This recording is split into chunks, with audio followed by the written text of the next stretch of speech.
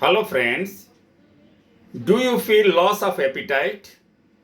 That is, you are feeling hungry, but when you want to eat, the food doesn't go. And if it goes, it gets vomited out.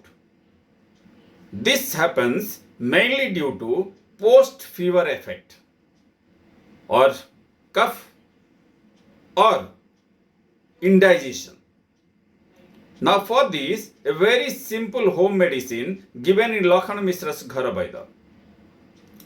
For this, you have to bring hing powder, then fry with gai ghee and store in a glass jar.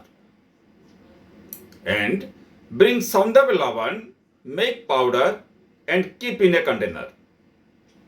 Now, you have to take 1 anna, that is 0.72 gram of each of these two powders, mix them well and have it once in a day before meal. Now, this medicine you have to take for 3 days. This will enhance your digestion capability and restore your appetite.